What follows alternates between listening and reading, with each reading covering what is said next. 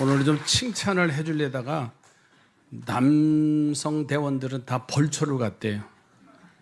옷 반이 빠져서 하여튼 격려해 주시고 또 지난 여름 동안 열심히 찬양했는데 하나님께 그 영광을 올리게 될 줄로 믿습니다. 우리 옆에 보는 거 인사하십시다. 이제 가을이 왔습니다. 오늘 일부 예배 때 그러더라고요. 목사님 이불 덮고 잤어요 그러시더라고요.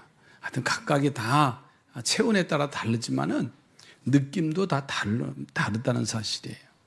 오늘 본문에 나오는 요나서 1장 1절로 10절의 말씀은 이미 다 결론이 나와 있지요. 요나는 선지자입니다.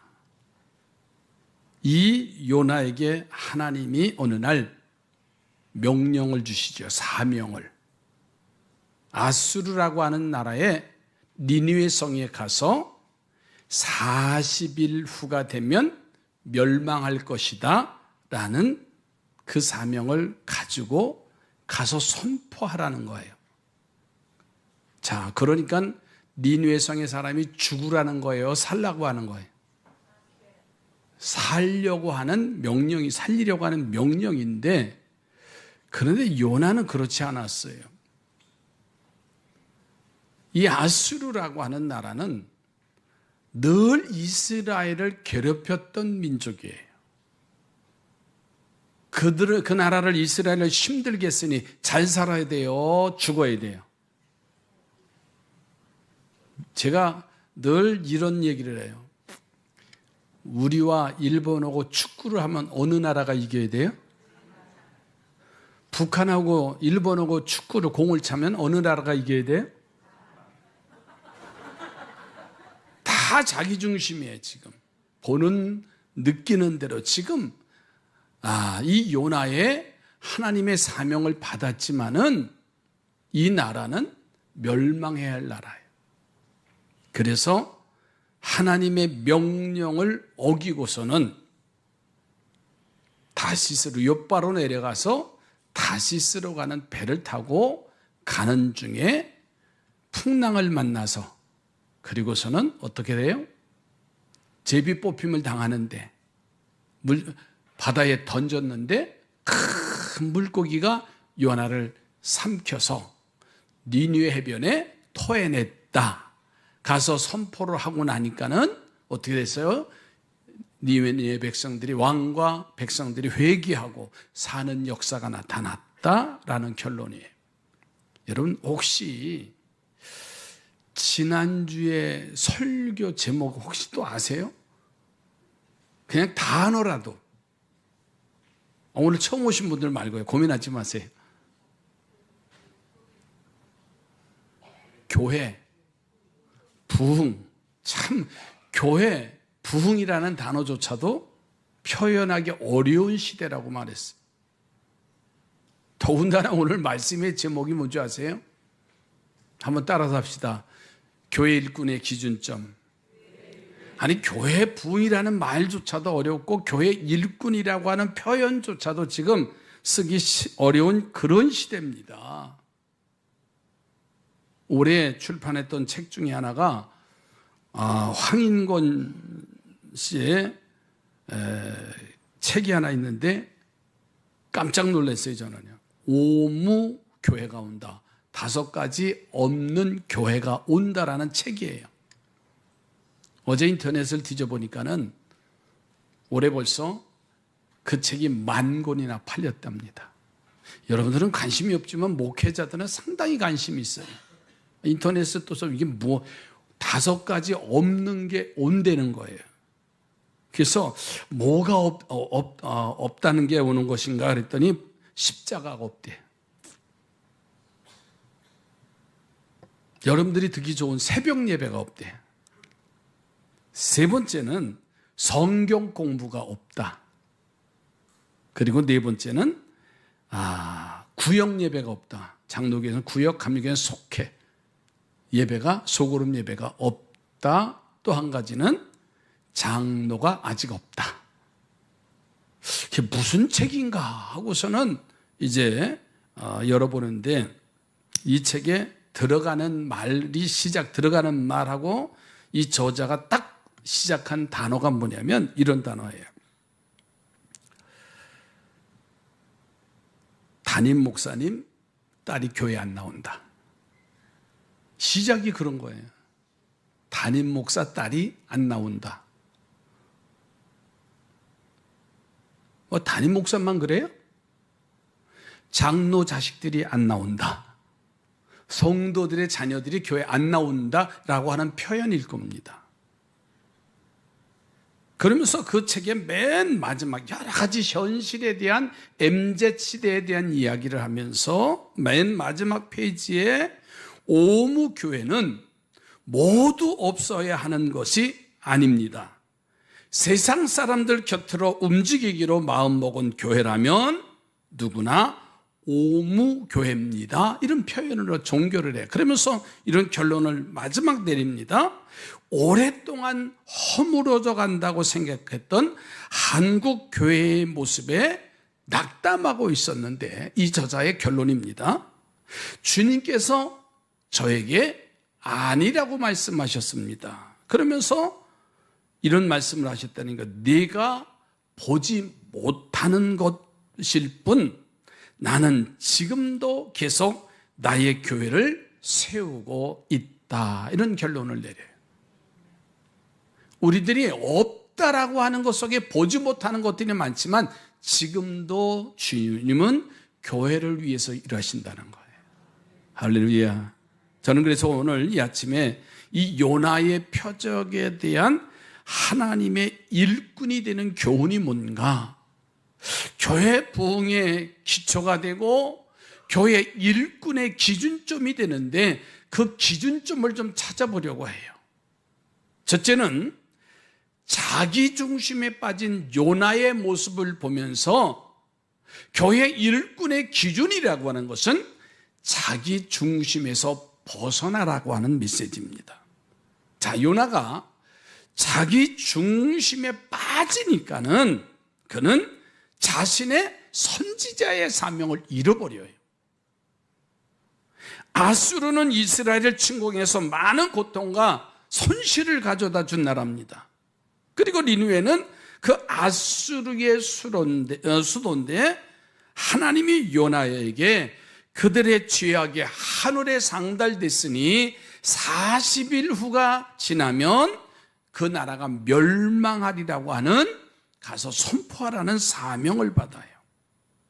그러나 요나의 생각 속에서는 그들을 괴롭혔던 민족이기 때문에 당연히 멸망당할 수밖에 없는 그 길이에요.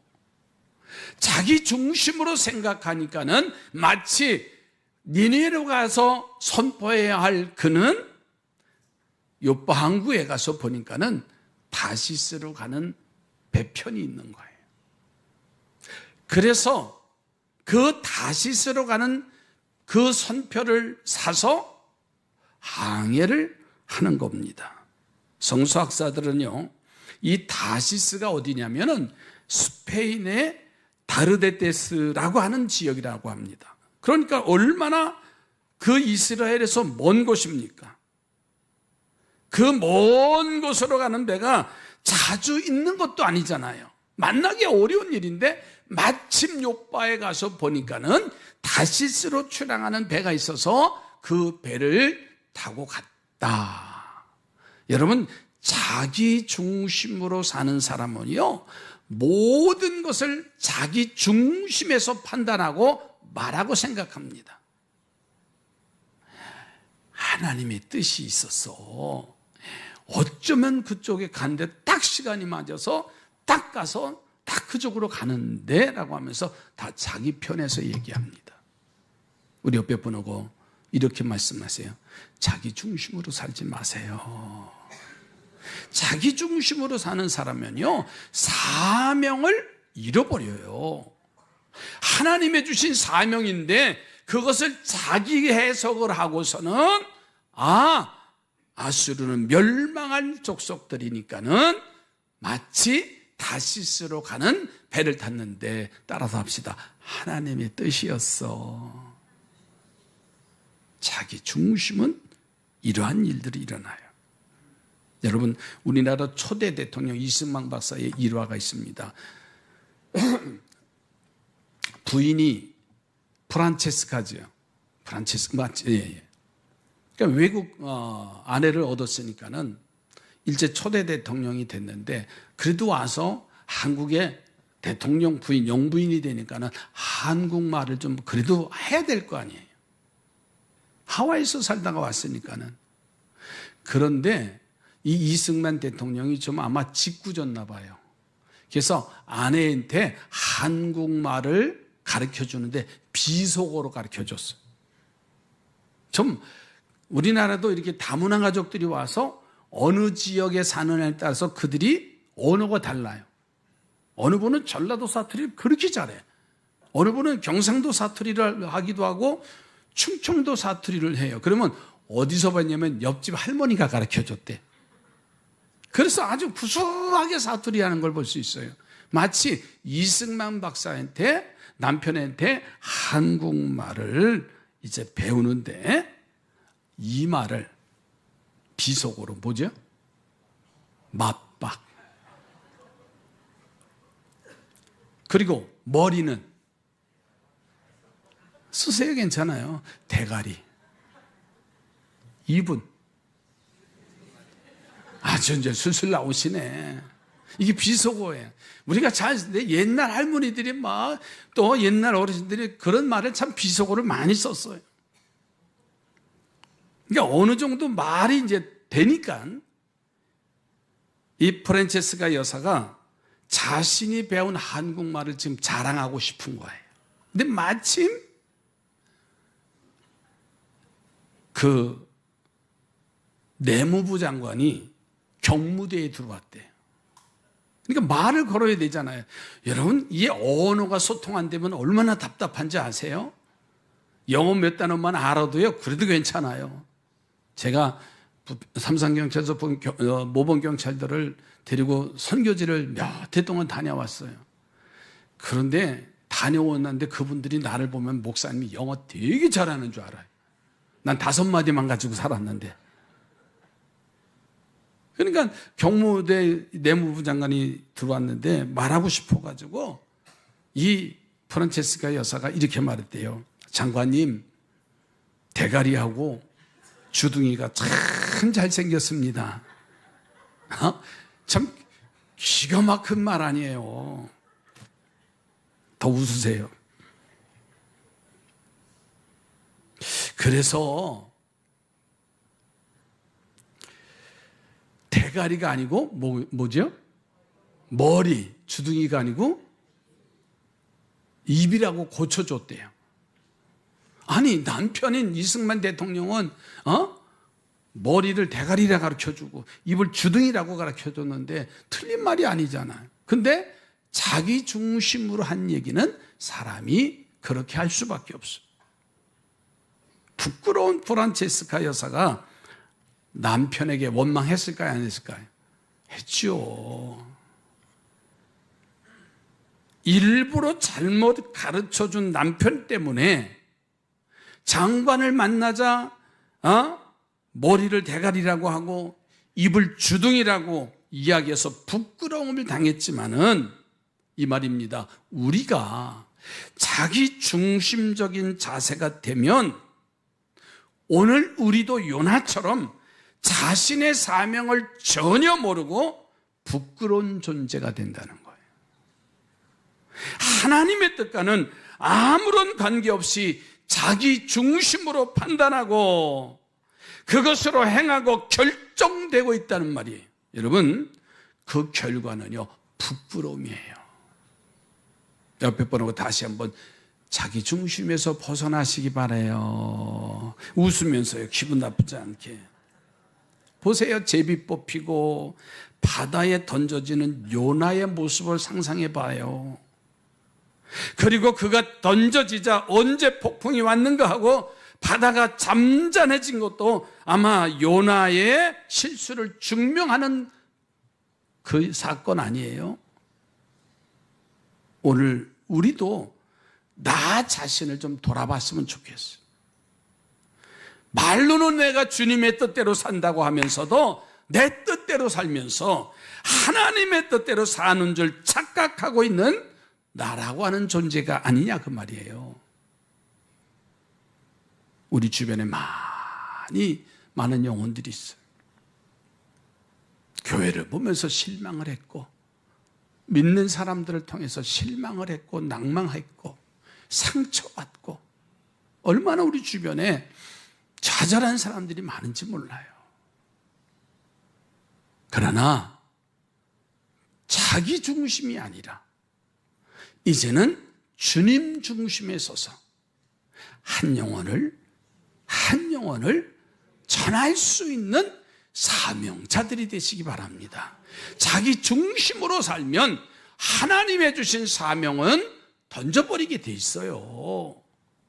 그리고 자기 고집대로, 자기 생각대로, 방법대로 살아가고 있는 현실이 아닌가요?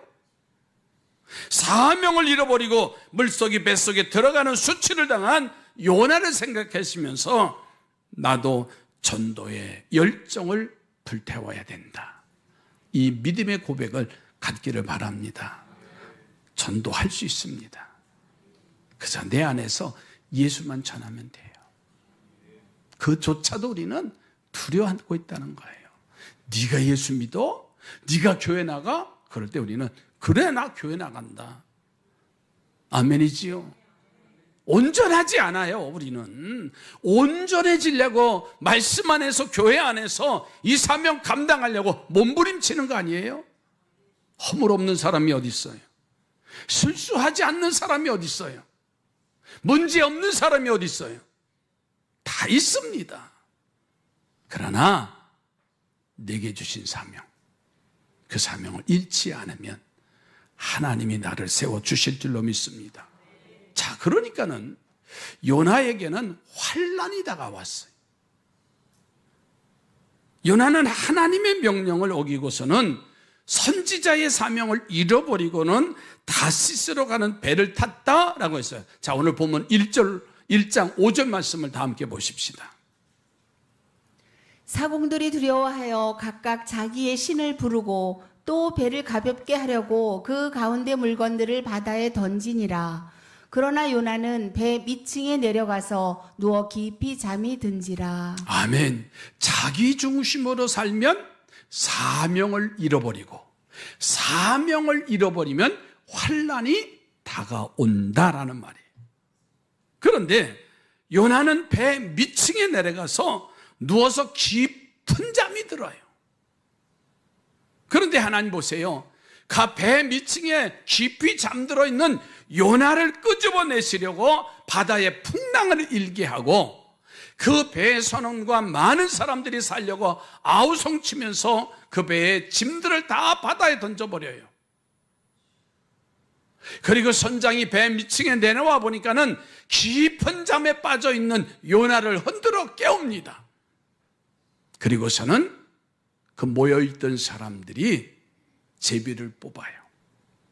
이 중에 아마 하나님의 뜻을 거역한 사람들이 혹시 있지 않나, 우리 제비 뽑읍시다. 그랬더니요, 어떻게 됐어요? 요나가 로또에 당첨됐잖아요. 나는 그래, 로또에 당첨된 것 같아요. 왜 아멘 안 하세요? 왜? 자기 중심으로 사니까 사명을 잃어버리고, 사명을 잃어버리니까는 인생의 삶을 포기하고 배 밑층에 내려가서 깊은 잠에 빠져있는 요나를 뒤흔들어서 깨워서 그를 제비 뽑게 하고 복권에 당첨되게 해서 어떻게 했어요? 바다에 던져짐을 당해요.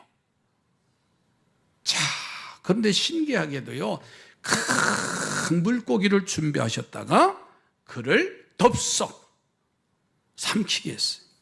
저는 이 과정 속에서요, 3가지의 귀중한 진리가 있습니다. 그 중에 하나가 뭐냐면, 하나님은 불순종한 자를 끝까지 찾으셔요. 그러니까 순종해야 돼요, 안 해야 돼요? 순종하려면 자기 중심에서 벗어나야 됩니다. 자기 생각에서 생각을 내려놔야 됩니다. 아니, 내 생각이 강하면서 하나님의 뜻이라고요? 아닙니다. 그건 하나님의 뜻이 아니에요.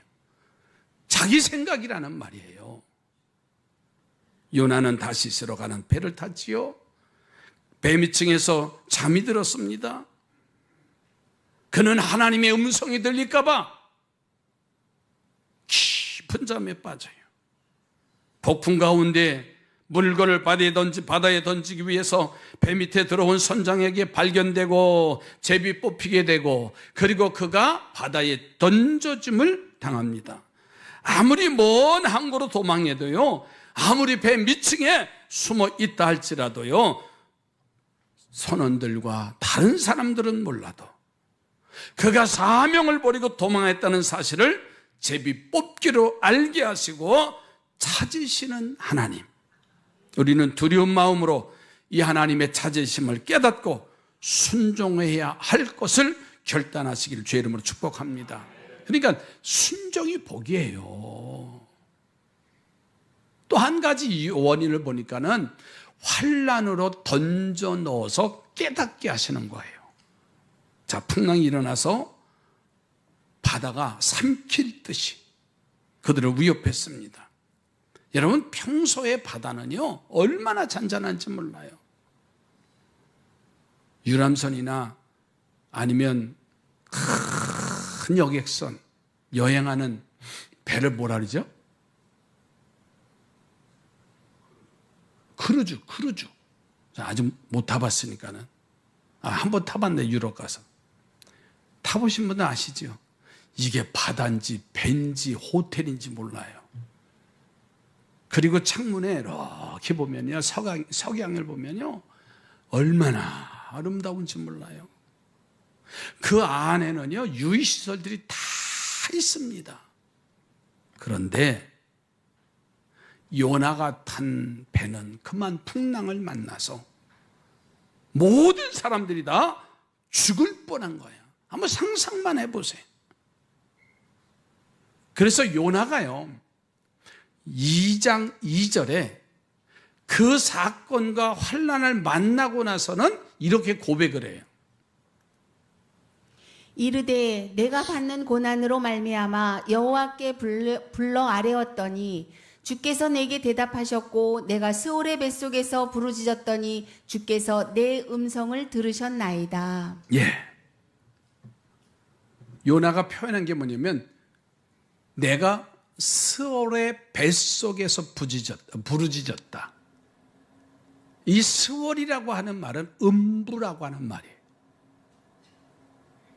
그거 키지 말고 끄라는 거야. 지옥에 던져졌다. 지옥과 같은 삶을 살았다. 그 말이에요.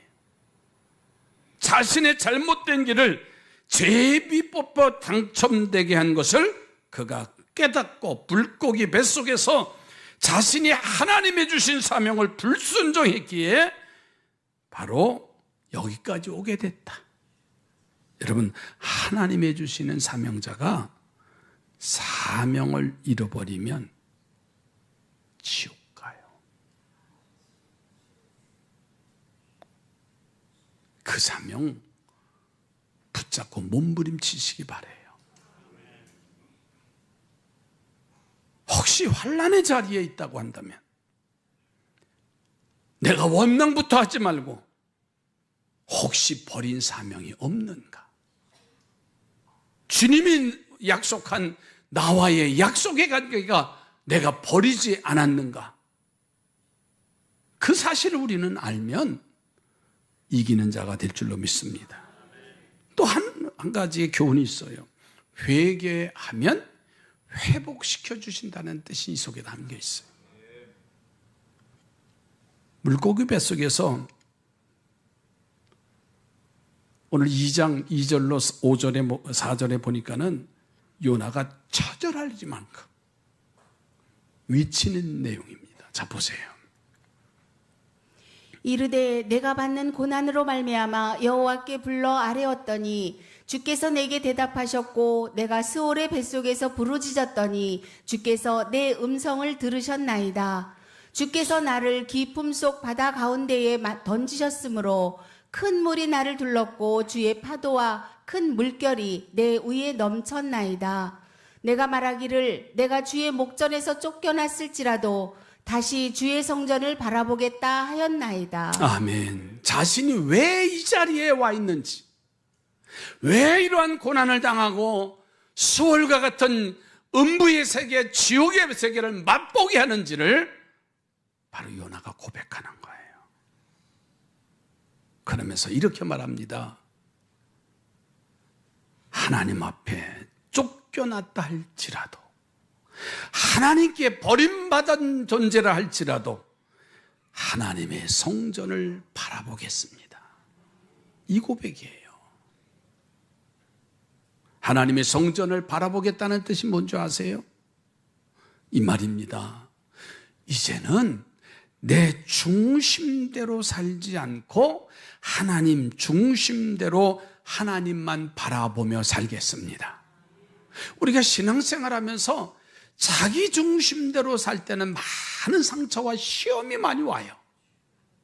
정말 내가 섬겨야 되느냐, 내가 신앙생활을 해야 되느냐, 내가 기도생활을 해야 되느냐, 자기 중심으로 살 때는요, 그게 늘 고민거리예요. 그러나 그 환난을 통해서 지옥의 삶의 모습을 맛보면서 그가 처절하게 고백합니다. 하나님, 나를 모르고 외면하고 버리신다 할지라도 나는 하나님의 성전에 있겠습니다. 여러분, 교회 일꾼이 되시기 바랍니다. 오늘 나 자신을 되돌아보면서요, 나를 찾고 계신 하나님을 바라보면서 내가 처한 환난의 이유를 깨닫고 회개하면서 회복되는 축복을 누리기를 주의 이름으로 축복합니다. 마지막 세 번째로는 하나님의 일꾼이 되셔서 승리하시기 바라요. 요나가 물고기 뱃속에서 살아나왔잖아요. 사람을 삼킬 만한 고기라면은요, 큰 물고기지요. 그런데 특징이 있습니다.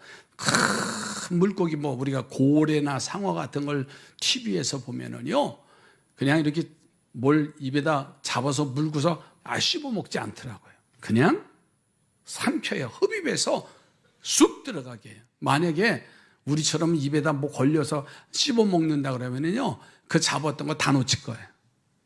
근데 요나를 통째로 삼켜요. 네, 이 큰 물고기 배. 그러니까 소화력이 그만이 강하다는 말입니다. 소화가 안 되니까는 3일 3야를 그 음부의 수월의 어둠의 세계에 거다가 정말 처절하게 하나님 앞에 회개하고 나니까는 니느웨 해변에다가 요나를 토해냈다. 토했다는 말은요, 소화가 안 됐다는 얘기예요. 우리가 아무리 많은 좋은 음식을 먹어도요, 이게 토하는 사람들 보면 뭐예요? 소화가 안 돼요. 아우, 비싸서 그거 어떻게 토해요? 근데 소화가 안 되는 걸. 자, 무슨 뜻이냐면 요나처럼 분명한 하나님의 사명에 붙잡힌 생명이라면 어떠한 대적도 영원히 삼켜서 해체시키지 못한다는 진리가 하나님의 뜻에 담겨 있어요. 여러분, 오늘 우리가 승리하려고 하는 성도가 되려면 하나님의 일꾼, 교회 일꾼이 되시기 바랍니다. 그러니까 사명자는 하나님이 버리시질 않아요. 그 사명을 다 할 때까지 하나님은 외면하시지 않아요. 주님, 내가 여기에 있습니다. 나를 써주시옵소서. 미력 하나마 그 일이라도 내가 할 수 있도록 나에게 힘을 주시고, 나에게 건강을 주시고, 나에게 물질도 주셔서 그 사명 감당할 수 있게 해주세요.